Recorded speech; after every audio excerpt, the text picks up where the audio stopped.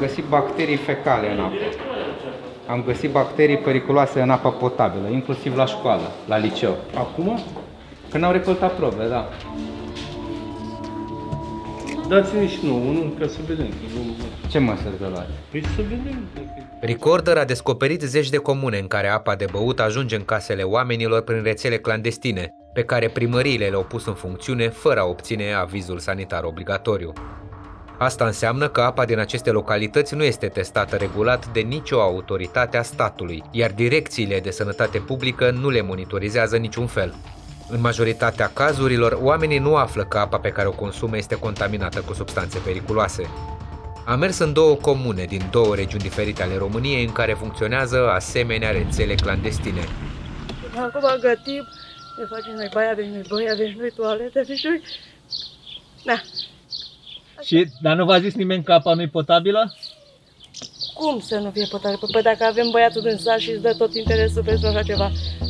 În comuna Strejești din județul Olt, puțul care alimentează rețeaua a fost săpat chiar lângă cimitirul satului. Pentru a da mai multă greutate investiției, pe un zid al gospodăriei de apă a fost montată și o cruce. Un necunoscător poate crede că cimitirul de peste drum și clădirea de apă sunt parte a aceluiași ansamblu. Deci pe dreapta aici e cimitirul, Da, iar în spatele dumneavoastră tot aici este și stația de apă. stația de apă. Stația de apă lângă cimitir. Cine a proiectat aici? Aici au găsit apa. Sub morți. Au găsit apa sub morți. Chiar și așa, oamenii sunt convinși că apa este bună de băut. Deci nu e nici sălcie, nici amară, deci e foarte bună. Deci are un... ca și apa minerală. Spală așa de bine, de mă spăl decât cu apă și cu săpun de casă. Așa, atât. Atât, nu, eu nu dau cu dero, nu dau cu șampon, nu dau cu nimic. Ea se spală cu apă simplă, bravo! Apă simplă, cu apă și cu săpun de casă. Și să face colărie. Ce se face? Capul să curăță. Și corpul, dar Colărie ce înseamnă? curat. Ah. Apa e foarte, foarte bună. Eu am un nepot când îi dau apă plată, el uite pe aici de la apa plată și să mor eu dacă nu îi dau numai apă de la robinetul ăsta. Am adus cu noi de la Institutul Național de Cercetare și Dezvoltare Ecoind din București un specialist care să testeze apa. Localnicii nu știu că rețeaua nu are aviz, dar sunt convinși că apa e bună de băut și ne-o demonstrează pe propria piele. Dă tati Marie o cană. Hai mă, fi cu mintea. Dă-mă o cană, dă-mă o cană încoace să beau eu apă. Ce mă otrăvesc? Ce, domne, că beau și după furtunul ăsta, dă-n în gura mă, se dă furtun. Ia uite, ha? Ia uite. Am. Dă-mi, mă, iau să-și cană. Mai beau să mai vedeți, ia uite.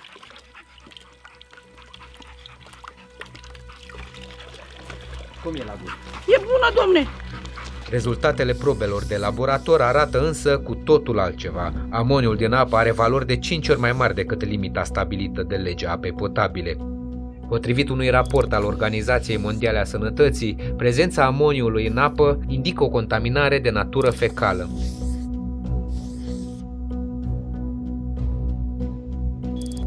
Ne-am întors la Strejești cu buletinele de analiză și am mers la primărie pentru explicații.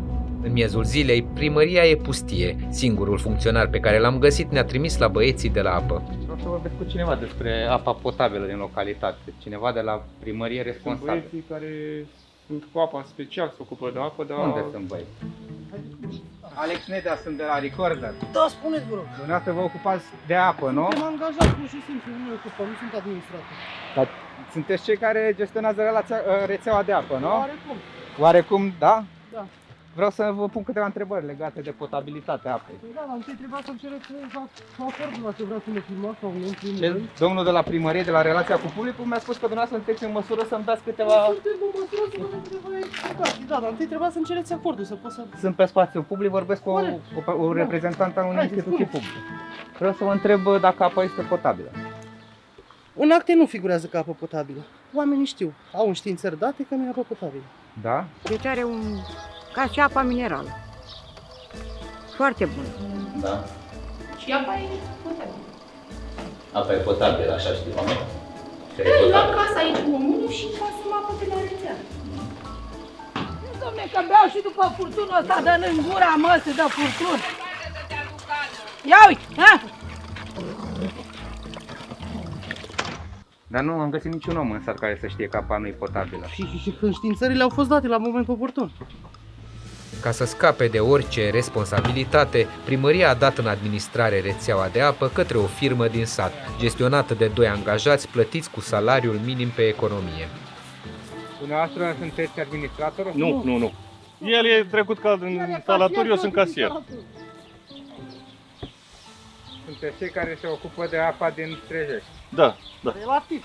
Firma care gestionează rețeaua nu a reușit să ia aviz sanitar de funcționare pentru că tot proiectul e o catastrofă încă de la inaugurare. Ce nu funcționează la stație? Aveți o stație de tratare.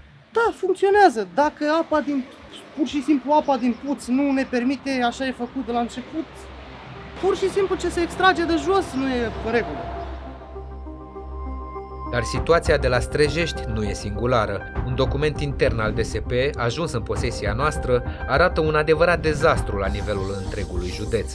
Anul trecut existau în Olt 42 de rețele fără aviz sanitar, care furnizau apă către populație.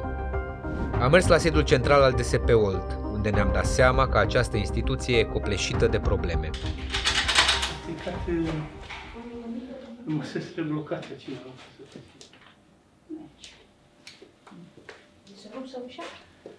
Să rup, dar treaba e că n-am ce să mai prind aici. După câteva minute, am fost trimiși către un alt departament. Vă duceți în partea cealaltă la sediul nostru. Acolo este și pe igiena mediului și tot. E șefa epidemiolog care vă poate spune... La celălalt sediu al Direcției de Sănătate Publică, problemele sunt și mai mari.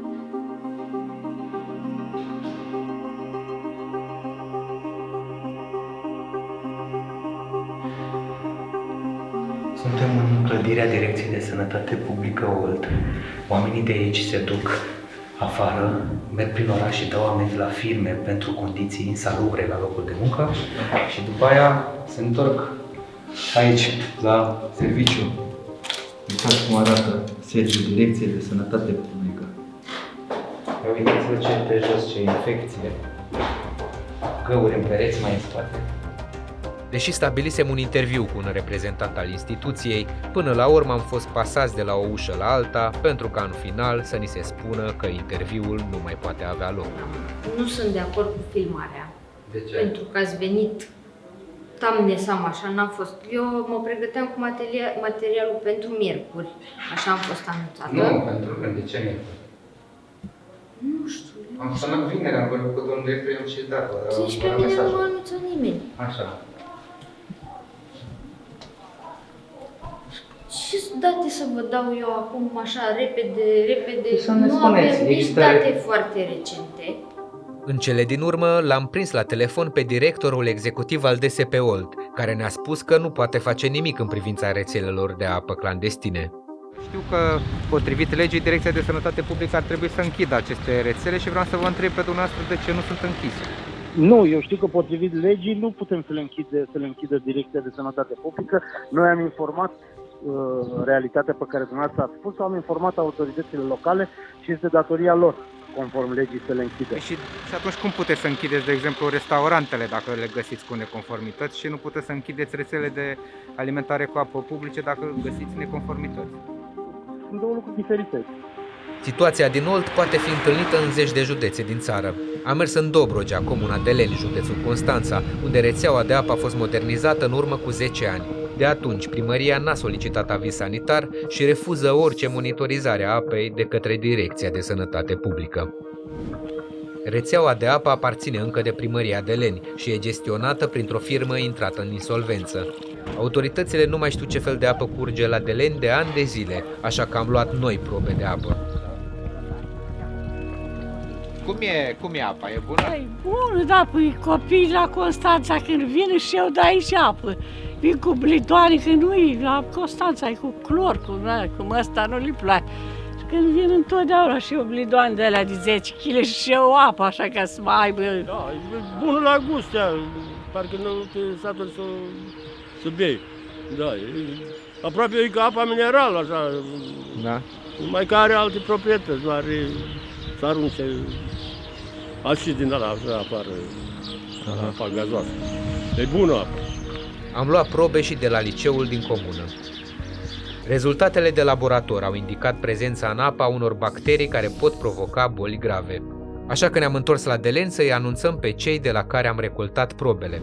Am găsit niște bacterii periculoase în apă. Am găsit E. coli, bacteria E. coli în apă. Fii, dar ăștia dezinfectează, da, eu știu. În trecut, așa, nu vă aduceți aminte de să fi avut dureri de burtă, diaree și să nu fi știut de la ce? Mai întâmplă câteodată ea, dar nu știu, asta, bănuim că de la mâncare, de la asta, ce-ți place? Păi asta e apa, nu avem altă apă. O să o consumați pe asta? Păi da, sigur, păi da, sigur, alta mai bună nu este. Să luați apă plată, presupun că nu vă permiteți, nu? Sau... Nu, nici vorbă. La probe de apă. Da. Am venit cu rezultatele. Da. Am găsit bacterii coliforme în apa de la robinet. Da. Sunt niște bacterii periculoase. Da, aici probabil ar trebui să discutați mai mult cu domnul primar, că știți, nu ține de noi ca școală neapărat. Dar știați că apa e contaminată? Nu știam. Știați că apa e potabilă la robinet, Da, nu? da. Am mai găsit și nitrați de 3 ori mai mult decât limita legală. Da, am zis, noi ca școală, ca și instituție, nu avem ce să facem, nu avem cum să modificăm calitatea apei aceasta.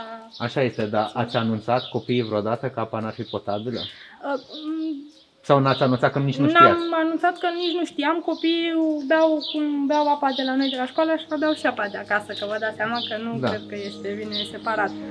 Am mers la primarul din Deleni pentru a cere explicații. Am făcut analize, am recoltat probe din această apă. Am găsit bacterii fecale în apă. Am găsit bacterii periculoase în apa potabilă, inclusiv la școală, la liceu. Acum? Când am recoltat probe, da. Noi n-am avut. Acestea au fost trimise probabil la... Nu, dânsii au recoltat-o, știu că au recoltat și că au găsit. Dați-ne și nouă unul ca să vedem, că luăm măsuri. Ce măsuri vă luați? Păi să vedem dacă... Dar ce anume s-au găsit bacterii? Bacterii coliforme totale. Am găsit bacteria E. coli, uitați, într-o rețea de la un localnic. Păi dați-ne și nouă, ca să... Și am luat de la liceu, de aici din sat. Știți că era ce dumneavoastră când au luat probe. Și am găsit bacterii coliforme în apă. Astea sunt niște bacterii care nu au ce căuta în apă potabilă, pe care o consumă copiii. Da, dați-ne și să punem filtre. Acești oameni din localitate nu știu ce beau. Ba da, oamenii știu. Știu. Oamenii știu de 10 ani și avem problema aceasta de când este puțul acela forat acolo. Da? V-am zis, în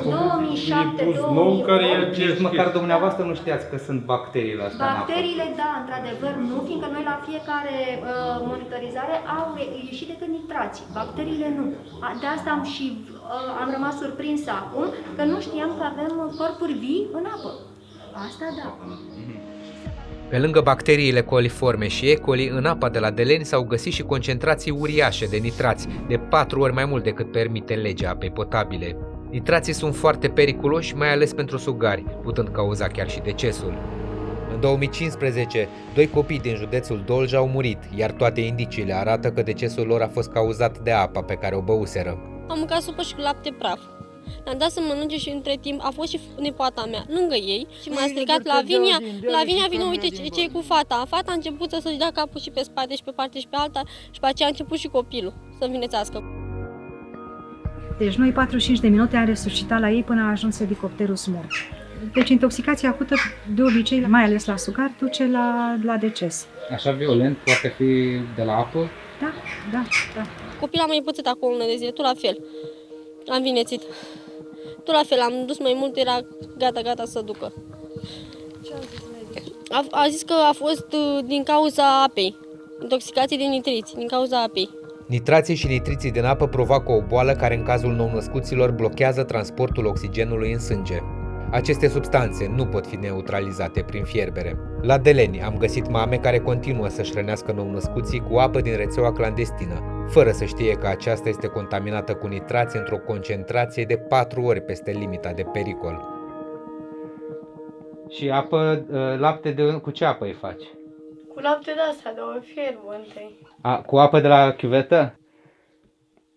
Ți-a zis cineva până acum că apa asta conține nitrați? Nu. Ți-a zis cineva vreodată că apa asta nu e bună pentru nou-născuți? Nu mi-a spus nimeni. Nu ți-a spus? Să știi că e periculos să îi dai apă din asta de la robinet. Nu știu. Dar primarul nu ți-a zis niciodată că apa nu e bună de băut? Nu mi s-a spus. E periculoasă pentru copii, poate provoca o boală, se cheamă boala copilului albastru.